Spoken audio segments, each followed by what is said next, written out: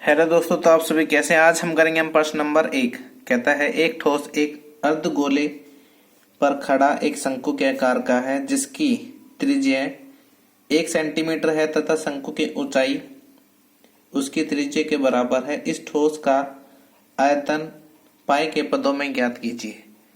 हमें इसका आयतन ज्ञात करना है किसके फॉर्म में, पाई की फॉर्म में। पहले हम एक डायग्राम के माध्यम से समझेंगे।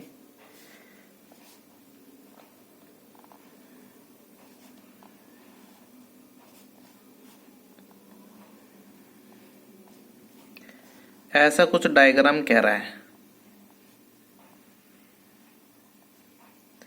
कहता है जो यहाँ की से यहाँ तक की जो त्रिज्या है वे कितनी है, 1 सेंटीमीटर, और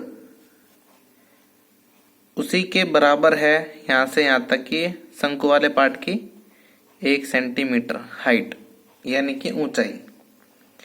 इस पार्ट की 1 सेंटीमीटर, इस पार्ट की 1,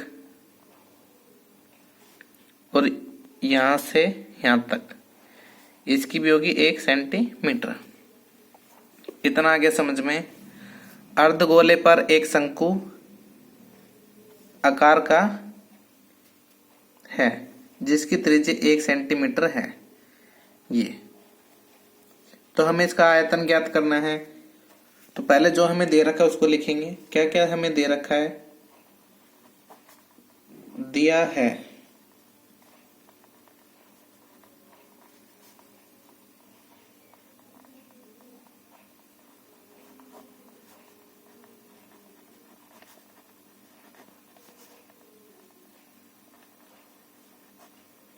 शंखाकार भाग की ऊंचाई किसके बराबर है, उसकी त्रिज्या के बराबर है। बराबर है किसके, 1 सेंटीमीटर के। और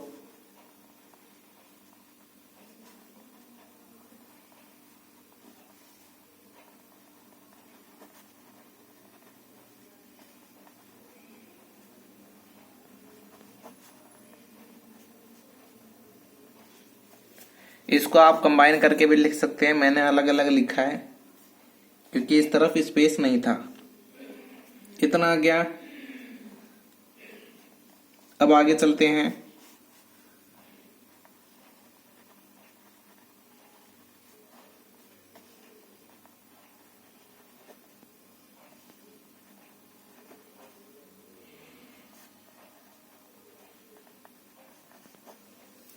शंखाकार भाग की त्रिज्या 1 सेंटीमीटर हो गया।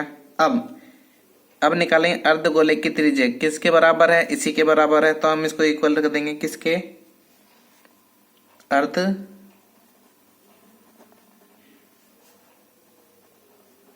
अर्धगोला आकार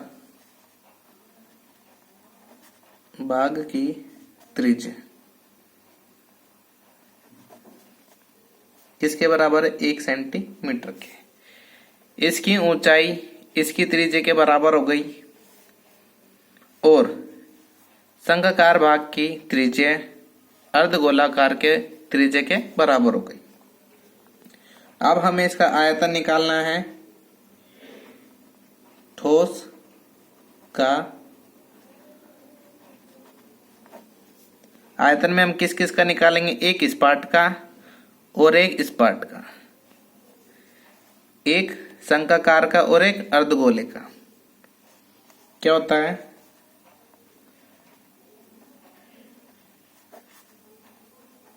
शंखाकार भाग का आयतन जमा में अर्ध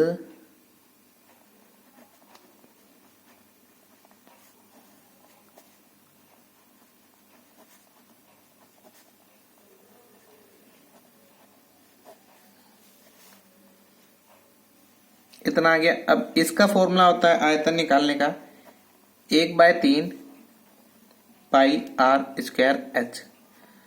इसका होता है